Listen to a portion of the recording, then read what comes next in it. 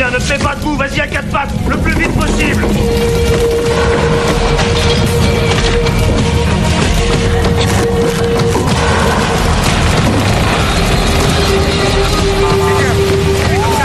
Vas-y, c'est bon, je t'en place. Je m'en occupe, va donner un coup de main, Roger.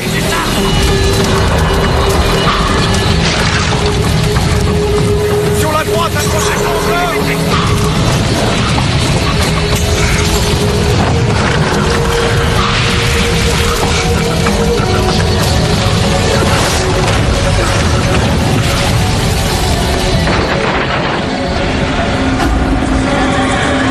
Roger, non. Roger! Les extincteurs, tout de suite!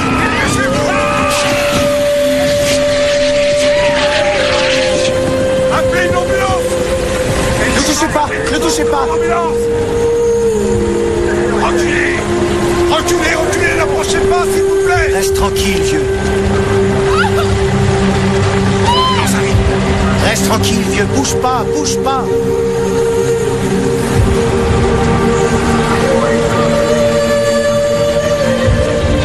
T'es pas brûlé.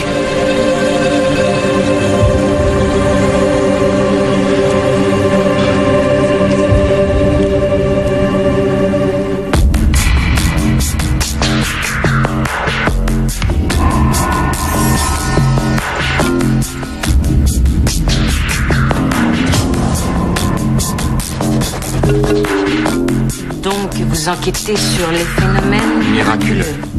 Oui, exactement.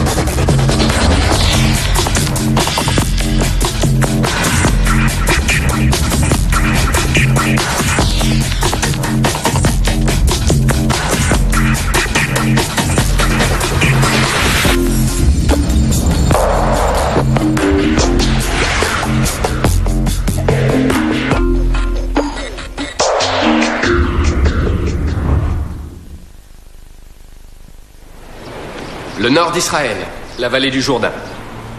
Une population qui augmente et une agriculture qui se développe. Ce supplément de consommation en eau affecta directement la mer de Galilée. Mais la mer, en se retirant, permit aux hommes de faire une extraordinaire découverte. Ils découvrirent un camp, vieux de 20 000 ans. Un camp de pêcheurs et de chasseurs de l'âge de pierre. Ils le baptisèrent Oalo II. Et il s'avéra être le site d'habitation du Paléolithique supérieur le mieux conservé de toute l'histoire de l'archéologie. Mais nous entrerons dans le vif du sujet au prochain cours. Ah, et si vous voulez me voir à mon bureau, c'est désormais de 5 à 6. N'oubliez pas.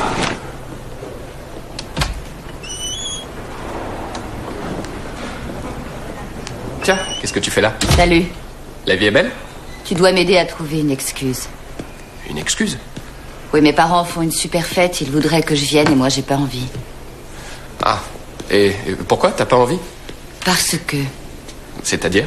Pourquoi? Parce que... Ah, parce que... Oui, je comprends, oui. Voyons voir. Elle a lieu quand, cette fête? Dans 15 jours, à Sainte-Lucie. Sainte-Lucie, c'est beau ce coin. Je ne veux pas y aller. Ben, t'as qu'à leur dire que t'as pas l'argent pour l'avion. Ils me l'offrent. Ah. Généreux. Ah, mais c'est vrai, ils ont un vignoble.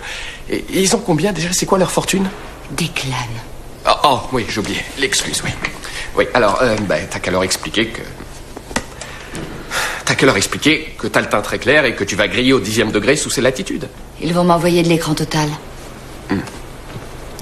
Alors explique-leur que t'as une infection de l'oreille. Interdiction de voyager en avion, c'est le docteur qui l'a dit. Oui, allô? J'ai un cas qui va t'intéresser. Ah, salut Peggy, ça va? On vient d'amener un pompier. Il était dans une maison en feu, sa veste s'est accrochée, il a dû l'enlever et courir vers la sortie. Résultat, quand il est arrivé dehors, il était entièrement dévoré par les flammes. Pauvre garçon. Quel garçon? Oui, c'est horrible. Mais quand ils ont éteint les flammes, il n'avait pas une seule brûlure. Tu rigoles? Il est en parfaite santé, je lui ai parlé, pas un seul cheveu roussi, rien. Ah, oui, en effet, c'est très étrange. Qu'est-ce qui est étrange? C'est exactement ce qu'a dit le docteur des urgences. Oui, mais bon, tout ceci a sûrement une explication rationnelle et logique. Une explication à quoi? Et justement, on doit en fournir une très rapidement. Tu m'as bien dit entièrement dévoré. Quoi? Dévoré? Oui, le visage, les bras, tout. Dis-moi, il est encore à l'hôpital, là? Non, il est rentré chez lui.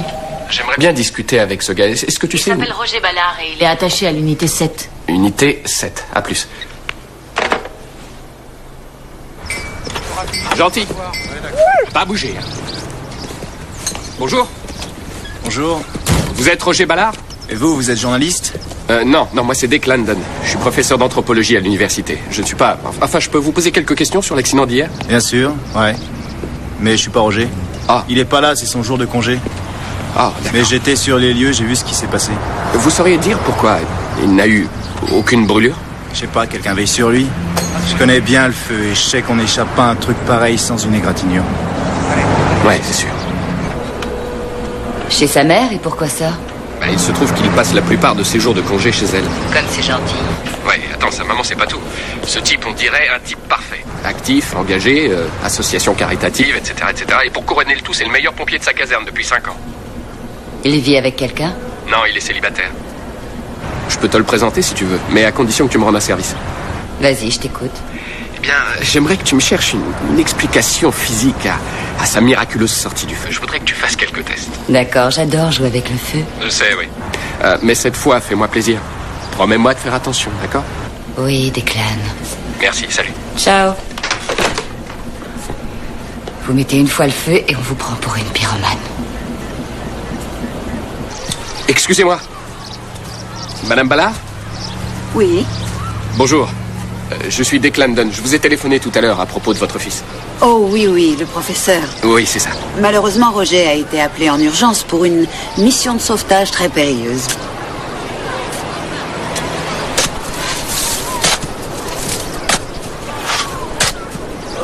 Roger Ballard?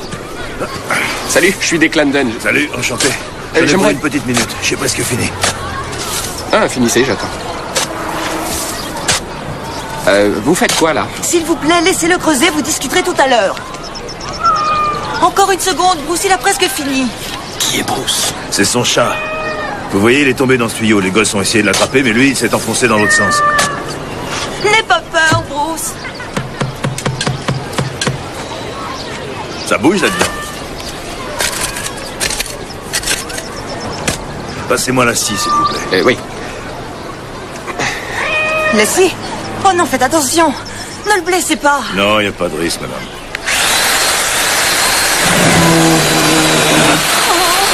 C'est rien, Bruce. Tenez, merci. Il a réussi.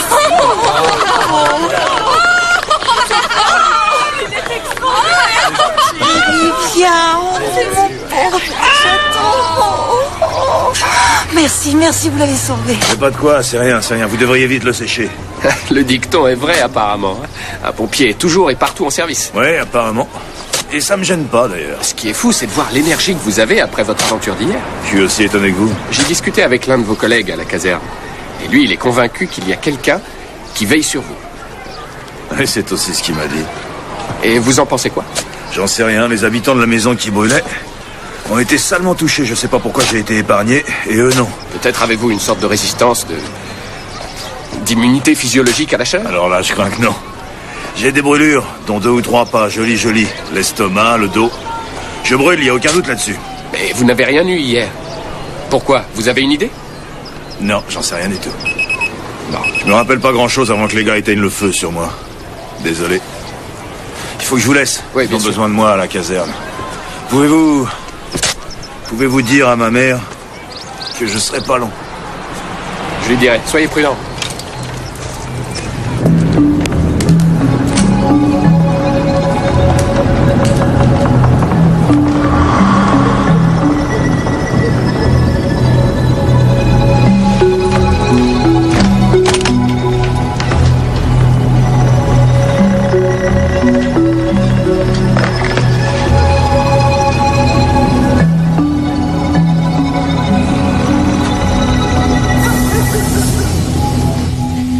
Roger a fait cette peinture pour moi quand il avait 11 ans. C'est le phénix, un oiseau mythique. Vous le connaissez? Ah, bien sûr que vous le connaissez, vous êtes professeur. Quel idiote. Cathy réfléchit avant de parler. Roger a toujours eu cet intérêt pour le feu? Oui, toujours. Sa vie a été profondément affectée par le feu. Attendez. Donne-moi. Merci. Ses parents sont morts dans l'incendie de leur maison, peu de temps après sa naissance. Quand mon mari et moi l'avons adopté, il avait tout juste 1 an. Ah oui? C'est pour ces raisons, sans doute, qu'il a toujours voulu combattre les incendies et protéger les gens d'un destin semblable à celui de ses parents. Nous allions souvent faire la visite des casernes de pompiers quand il était gosse. Il était prêt à y rester des heures entières. Il voulait tout savoir. Il disait qu'il deviendrait le meilleur pompier de toute la ville. Il a atteint son objectif, à ce que j'ai entendu dire. Oui, oh que oui. Le Phénix. C'est le surnom qu'il s'était donné.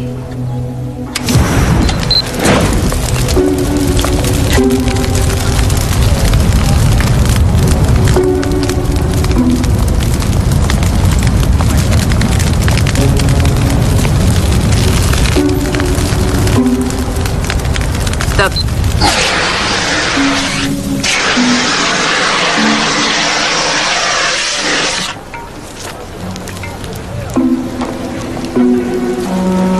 Complètement grillé. Complètement? Maintenant, regardez. Je peux y aller? Ouais.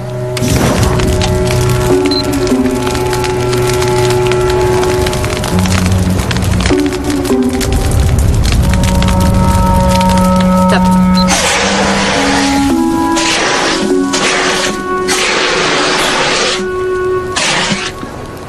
Bon. Tu m'as dit que Roger avait des sous-vêtements sous sa tenue, du 100% coton.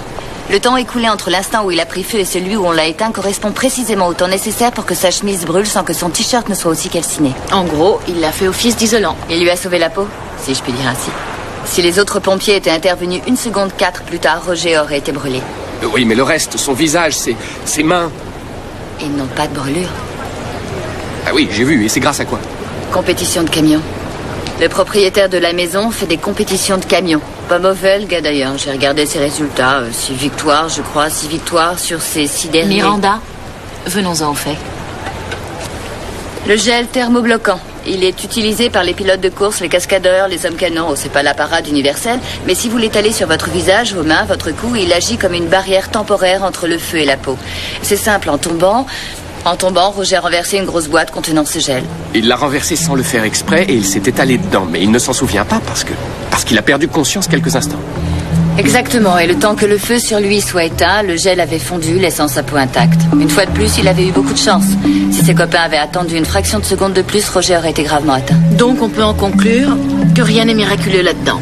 Non, mais tout de même, c'est dingue. Il se trouve que le gars a un pot de ce gel protecteur assez rare, il se trouve qu'il le sort ce jour-là et le laisse ouvert sur la table, puis il se trouve que Roger renverse le récipient et se roule dedans.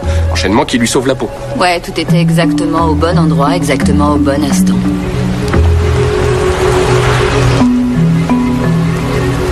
C'est drôle, j'ai eu l'impression de sentir quelque chose sur ma peau, mais j'avais un doute. En fait, tout s'est passé très vite et j'étais un peu dans le gaz après être tombé au sol. Vous pensez peut-être avoir trouvé une explication à ce qui s'est passé, professeur, mais si vous me le demandez à moi, je vous dirais que là-haut, quelqu'un veillait sur lui. Enfin, maman... Non, les mamans savent toujours tout. Inutile de discuter. En tout cas, merci de nous avoir apporté cette explication. Oh, regardez, c'est Nina Davis. C'était en pleine nuit. Je dormais profondément. J'ai le sommeil très lourd, généralement. Alors, Bruce, mon chat, s'est agité. Il me donnait des coups de patte et il miaulait très fort d'une drôle de façon. Mais c'est celle dont vous avez... La voisine, dont vous avez sauvé le chat. Et c'est là que j'ai senti le gaz. Je l'ai attrapé et puis je suis sortie. Le plus étonnant, c'est que j'ai bien failli le perdre hier. Bruce était coincé dans un tuyau, vous voyez. C'est un voisin, un pompier qui l'a sorti de là. S'il l'avait pas secouru, Bruce n'aurait pas été là cette nuit pour me sauver. Je serais morte asphyxiée. Ouais, va savoir.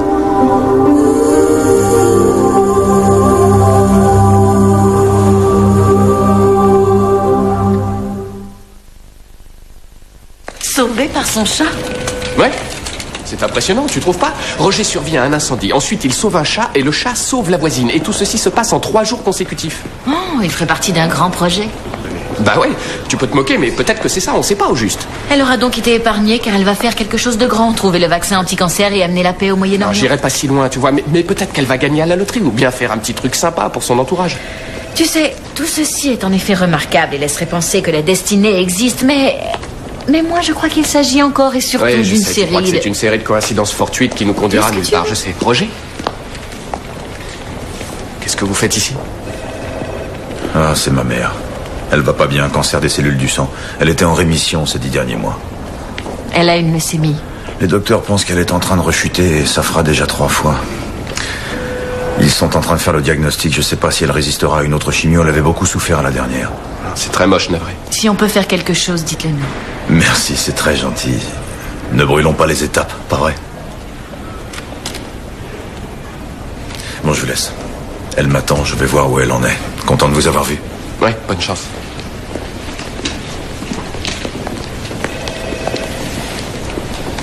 Vas-y, dis-moi que c'est pas étrange.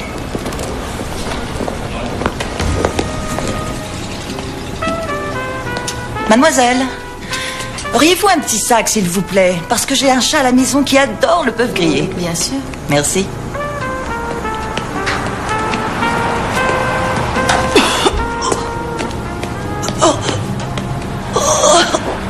Ça va? Elle est en train de s'étouffer. Mais je sais pas ce qu'il faut faire, moi. Madame, est-ce que vous pouvez m'aider? Je sais pas ce qu'il faut lui faire. Mais vous êtes sûre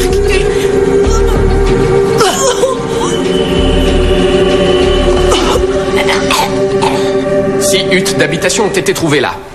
Et ce site était certainement une décharge, une poubelle.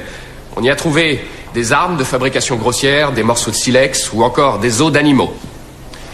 Voilà, ce site ouvrit une fenêtre sur leur univers, sur leur vie quotidienne. Mais comment se fait-il qu'Ohalo 2 soit si bien préservé? La réponse, c'est qu'il y a 20 000 ans, le niveau de la mer de Galilée augmenta très vite, immergeant complètement le village. Phénomène découlant d'un changement de climat soudain ou d'un tremblement de terre.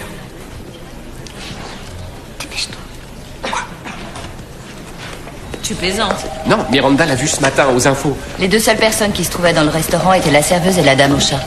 Le cuisinier était sorti, c'était sa pause, et la serveuse ne connaissait pas la méthode de Heimlich. Et la dame au chat a fait un stage de secourisme qui s'est fini il y a 8 jours. T'entends, Peggy? Il y a 8 jours. Dis, tu tiens tes comptes, j'espère. Ça nous fait déjà 4 coïncidences en 4 jours.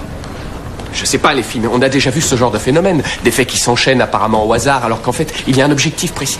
Ça fait réaction en chaîne, t'as pas tort, oui. Exactement. Mais pourquoi? Dans quel but? Si on veut savoir ce qui motive cet enchaînement, on n'a qu'à suivre la pierre qui fait ricochet, on verra bien ce qui arrivera. Docteur Fowler? Roger, votre mère, comment va-t-elle? Son état s'est aggravé, elle est en train de plonger. Son taux de plaquettes a chuté, les globules blancs prolifèrent dans la moelle épinière et le sang. Je suis vraiment navrée. Il y a un docteur qui travaille ici, le docteur Mitchum. Pat Mitchum, oui, je le connais. Donc vous connaissez bien l'étude qu'il est en train de mener aussi. Recherche d'une thérapie génique pour les cancers du sang. J'essaye de le voir pour savoir si ma mère peut entrer dans le cadre de son étude. Roger, ce n'est que la phase 1 d'une étude pilote. Très peu de patients peuvent y participer. Et les effets à long terme, on les ignore encore complètement. Je sais bien, j'ai lu plusieurs choses là-dessus. Dans son article, Mitchum dit que les résultats obtenus jusque-là sont très impressionnants. Oui, c'est juste, mais on ne peut en tirer aucune conclusion. C'est sa dernière chance, docteur Fowler, sa dernière chance. Son temps est compté, vous comprenez? C'est le seul espoir qu'il nous reste. Et je lutterai jusqu'à la fin.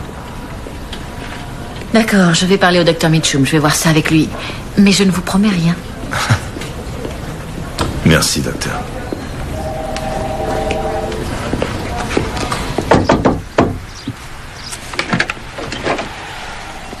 Anne-Marie Chuan? Oui. Bonjour. Declan Dunn, professeur à l'université de l'Oregon. J'aurais voulu savoir... Ça va vous sembler étrange, mais... J'aimerais parler avec vous de ce qui s'est passé hier au restaurant.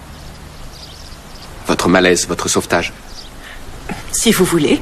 Si ça ne vous dérange pas, je vais continuer de m'habiller. Je dois bientôt partir au travail. Ah oui, allez-y, allez-y, je sais ce que c'est. Je suis toujours en train de courir, j'ai jamais assez de temps. D'accord. Je connais aussi cet enfer. C'est sûrement à cause de ça que j'ai failli étouffer. Je mangeais trop vite, une fois de plus. C'est une chance que cette femme ait été là pour vous aider.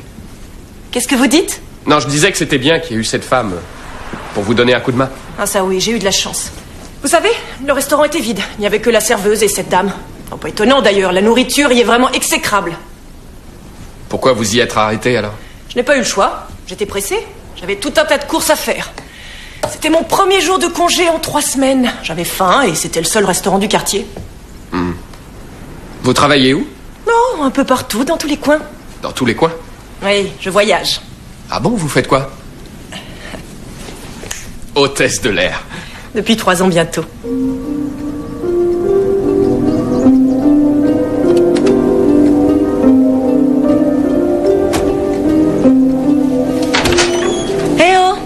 C'est moi.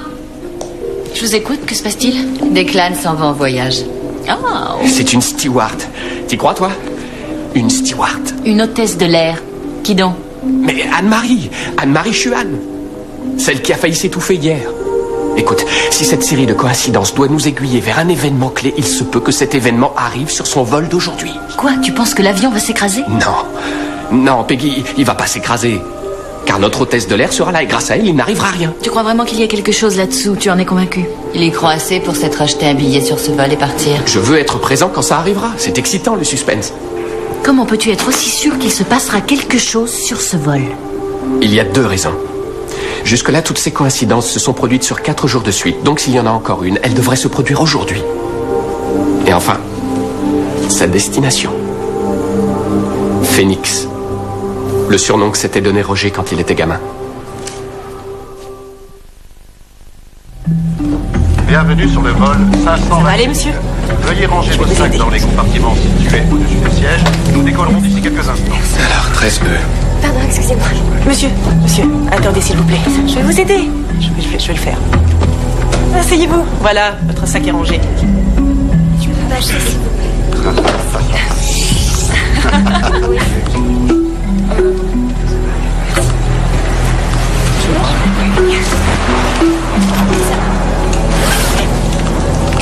Vous avez oublié quelque chose? Oui, dans ma veste. Avec mon sac. Votre veste.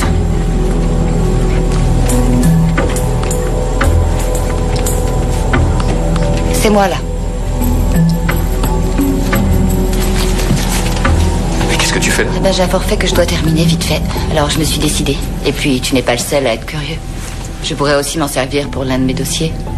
La loi de Newton. Chaque action engendre une réaction opposée équivalente. Je commence à croire que ça s'applique aussi bien à l'énergie physique qu'à l'énergie spirituelle. Et c'est l'occasion de visiter Phoenix. Ah, c'est une jolie ville. Jolie ville. Si tu aimes le désert. Le désert, c'est chouette. Ouais. Le désert, c'est chouette. Tu vas y rester tout le week-end? Aucune idée, j'ai pas réfléchi. Je pense improviser selon des événements. Tiens, regarde, c'est elle. Salut. Salut. Pardon, allez-y. Oui, pas mal. Tu lui as dit ce que tu faisais là? Non. Quoi, je voulais pas qu'elle se sente mal à l'aise ou qu'elle me croie cinglé. Qu'elle s'imagine que je la suis ou que je la harcèle. Alors tu lui as dit quoi quand t'es monté à bord? Salut. Quelle coïncidence. Vous et moi dans le même avion. Très fin. Oui, j'en suis assez fier. Tiens, regarde. Ce monsieur-là. Allez-y. Ça pourrait être lui. Ouais, il a l'air fatigué. Oui, très fatigué, ça se pourrait. C'est lui qu'elle va sauver. Ou alors c'est le gars assis à ma gauche. Exactement, tic, tic, tic.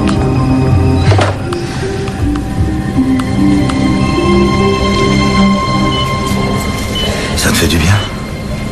Oui. Tu as soif? Tu veux de l'eau?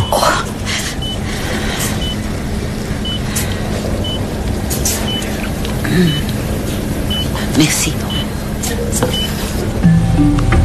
C'est une sensation étrange de ne rien savoir sur ce qui va se passer. Ouais. Mais n'oublie pas une petite chose. Si notre théorie tient la route, tout ce qui ira de travers devrait être remis d'équerre par Anne-Marie. Ça va aller? Je dis ça va aller. Donc il n'y a aucune raison de s'inquiéter. Mesdames et messieurs, veuillez attacher vos ceintures et relever vos tablettes. J'ai raison.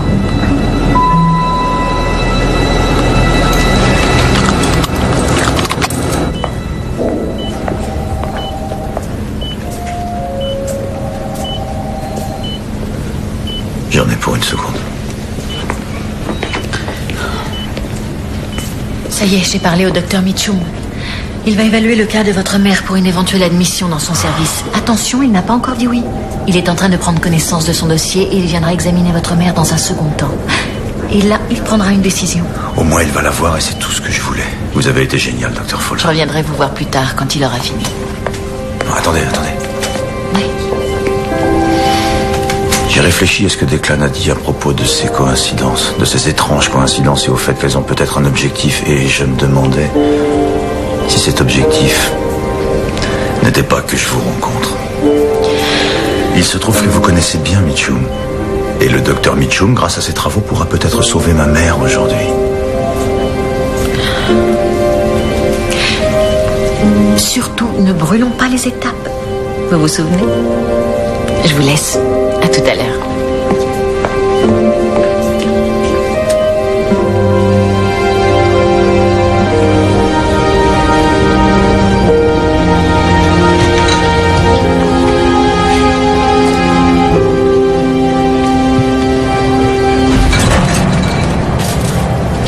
Ce n'est rien.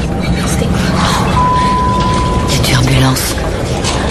Bah, j'espère, oui.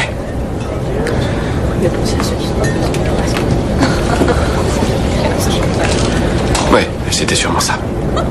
Une grosse turbulence.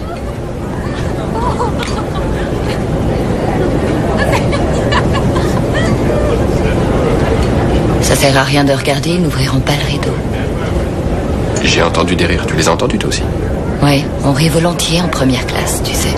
C'est un lieu plein de légèreté, de bonheur. Tu passes beaucoup de temps en première classe à t'entendre. Plus maintenant, mais quand j'étais plus jeune, oui.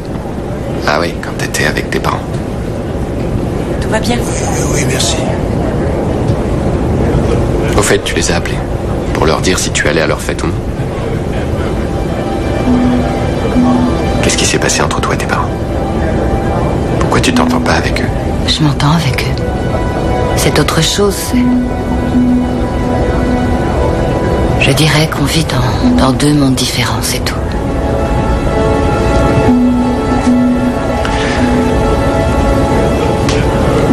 Bah, raconte un peu, leur vignoble. Duquel tu parles? Comment ça, lequel? Ils en ont 5 au total. Ils en ont 5. 5 vignobles. Ah bah, dis donc. Ils en ont un en Oregon, 2 en Californie et 2 en France. Je comprends mieux, t'as dû voir du pays. Ouais, toujours en train de bouger et de voyager. Pourquoi tu parles jamais de tout ça? C'est étonnant. Parce que l'occasion ne se présente pas. C'est plutôt excitant ce genre de vie, j'imagine. Voyager comme on veut, voir le monde, changer souvent de coin. Ah ouais, c'était génial. Les colonies de vacances, l'internat. C'est dans un avion que j'ai lu mon premier livre de physique. D'ailleurs, je suis née dans un aéroport. C'est pas vrai. Ça s'est passé très vite d'après ce qu'on m'a raconté. À un comptoir d'enregistrement dans l'aéroport du Caire. Ah ouais, alors comme ça, t'es né en Égypte? Mes parents ont failli louper leur avion à cause de moi. Comme je disais tout à l'heure, toujours en train de bouger. Tu sais, pour la plupart des gens, prendre l'avion signifie aller quelque part. Pour moi, ça veut dire s'en aller de quelque part.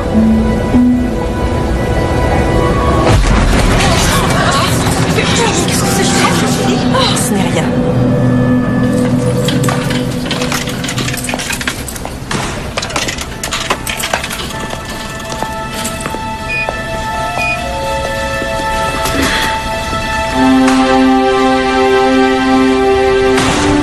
Il a dit non. Son âge et la phase très avancée de sa maladie. Il aurait peut-être pu faire quelque chose pour elle au moment de sa première rechute. Je vous ai rencontré trop tard. Je suis navrée.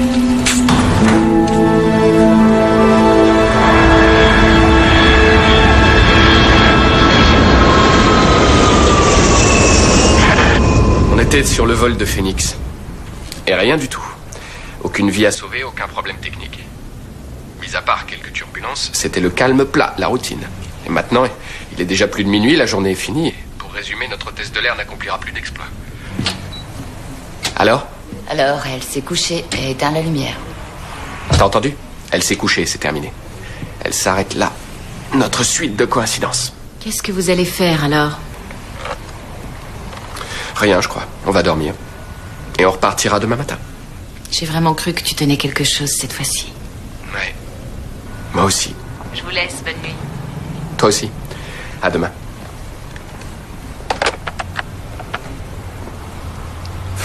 Fini les ricochets.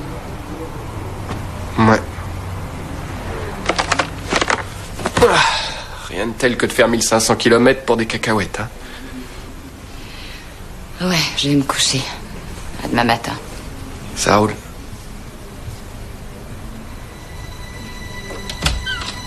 Attends. Et si c'était pas la steward, l'hôtesse de l'air, Anne-Marie? Et si en fait c'était nous? Quoi, nous aussi, c'était nous quoi, Declan? Le motif, peut-être qu'il nous concerne en fin de compte. Il y a peut-être une raison pour qu'on débarque ici. Tu vas voir, reprenons le fil de l'histoire. Roger a un accident, mais miracle, il en réchappe sans un bobo, ce qui attire notre attention. Ensuite, bing, 2 coïncidences extraordinaires ont lieu l'une après l'autre. Là, nous croyons tenir quelque chose. Nous y croyons au point de suivre l'hôtesse de l'air jusqu'à Phoenix. C'est ça. Pourquoi devons-nous être ici? Aucune idée, réfléchissons. L'hôtesse de l'air nous conduit ici, à Phoenix, et on passe la nuit au Desert Bloom Hotel. Et bon, quoi encore? Moi, je suis dans la chambre 7 et toi, la 47. 7 et 47. Tu penses que les nombres ont une signification? Peut-être, ça te dit quelque chose? Un avion. Non, la compagnie d'Anne-Marie est une compagnie régionale, elle n'a pas de 747. Quoi? La caserne de Roger est la numéro 7. J'ai la chambre numéro 7. C'est peut-être bien ça. Je parie que je suis dans cette chambre pour une bonne raison.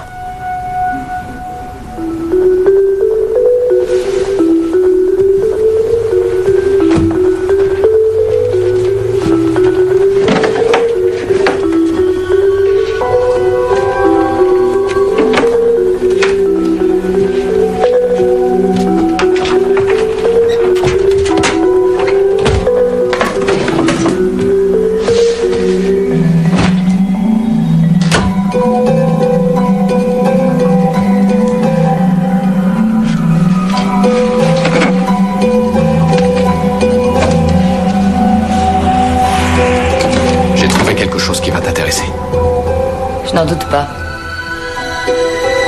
C'est une montre. Regarde. M.N. Les initiales de son propriétaire. On dirait que la pierre à ricocher continue à ricocher. Declan? Quoi? Cette montre est cassée. C'est pas moi, juré. Non, je sais, regarde.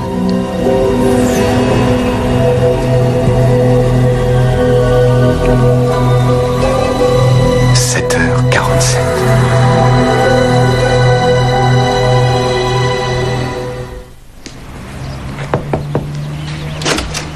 Tu m'écoutes? J'ai parlé à la réceptionniste. La dernière personne ayant logé dans cette chambre et dont les initiales étaient M et N s'appelait Michael Negley. Il lui a signalé la perte de sa montre avant de s'en aller. L'employé a fait le ménage, mais elle n'a rien trouvé, parce qu'elle était bien cachée derrière le bureau. Faire le ménage ne suffit pas, fallait fouiller en professionnel. Ouais. Une chance pour Negley que tu sois passé par là. C'est ce que je lui ai dit. J'ai son adresse, c'est environ à une demi-heure d'ici, j'ai un taxi. On y va? On y va, je te suis.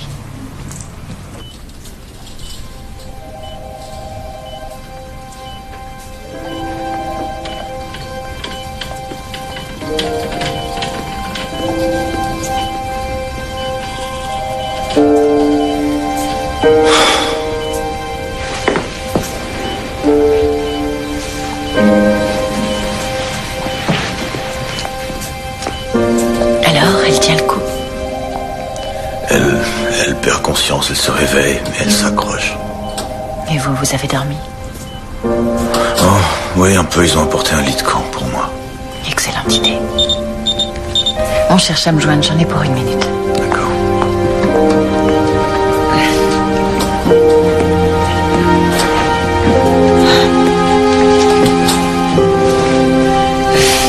Comment tu te sens, maman? Pas trop mal, ça va. C'est comme dans un rêve. Arrête de faire cette tête, chérie. Tout ira bien pour toi, tu verras.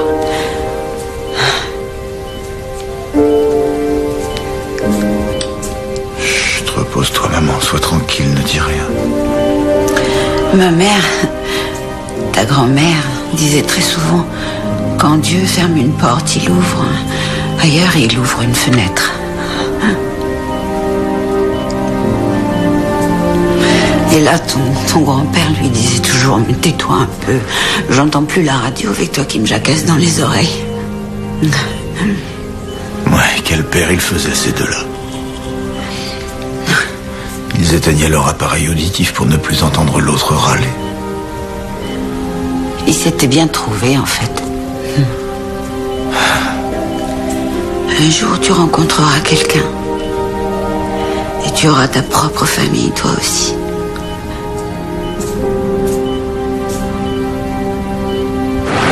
Incroyable, il pleut à Phoenix. C'est quoi les probabilités pour une averse? 14 sur 100. Bougez pas, hein. On n'en a pas pour longtemps. Merci. Prenez votre temps.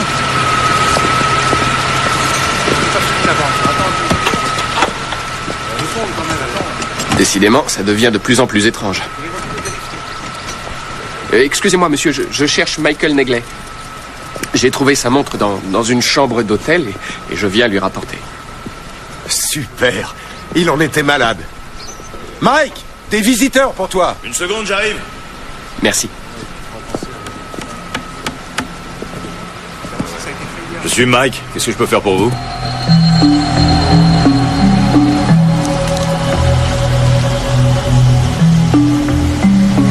Un frère? Un frère jumeau. Et vous êtes de vrais jumeaux d'ailleurs. Il s'appelle Michael. Michael Negley. Et attention, accrochez-vous, il est pompier. À Phoenix. Oh, c'est fou. Oh. Vous ne saviez rien? Vous n'étiez pas au courant? Non, je l'ignorais. Votre mère ne savait pas que vous aviez un frère jumeau? Non, bien sûr que non. Non, si elle l'avait su, je suis certain qu'elle m'en aurait parlé. Oh, j'arrive pas à y croire, j'ai un frère. Il souhaite vous rencontrer.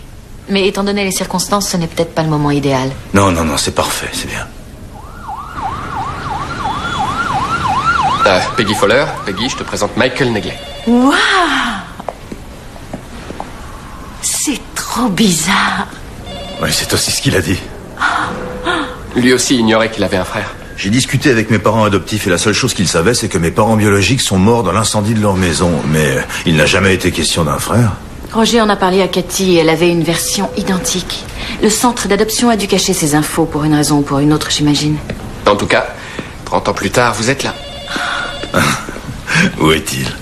Avec sa mère. Elle est dans un état critique. On a failli la perdre cette nuit. Venez.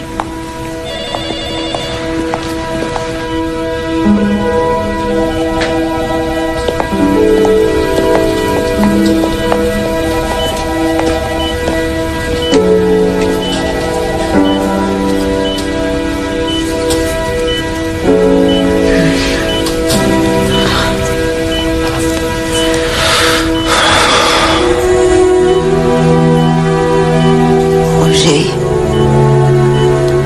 Oui, maman.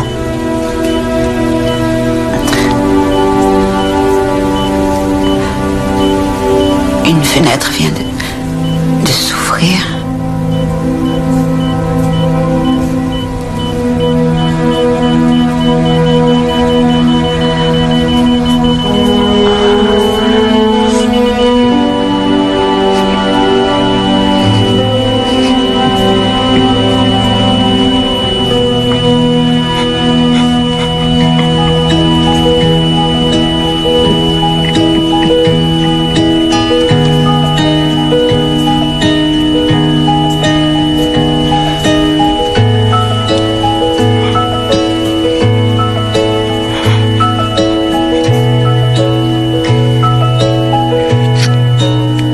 Well, these years have brought me what these years have taught me.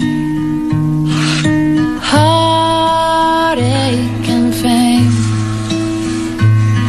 a chance to change, a hope to be stronger. That beauty can smolder, a stage and a curtain, that nothing's for certain. All these years have been hard on my bones. What this world has brought me, what this world has taught me. Senseless spinning, never tied instead of winning. I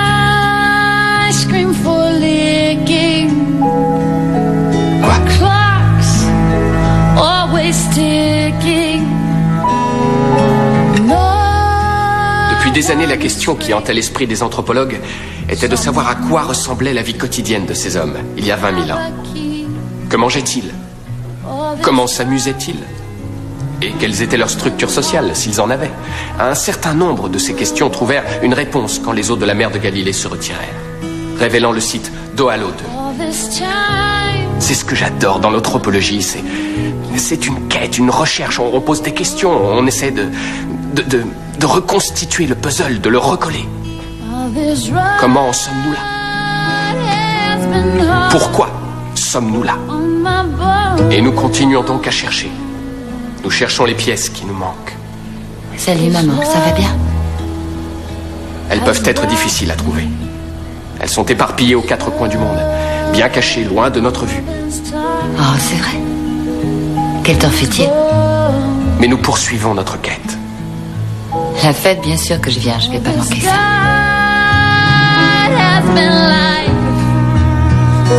Et parfois, alors que nous commençons à penser que nos questions resteront sans réponse, les eaux se retirent.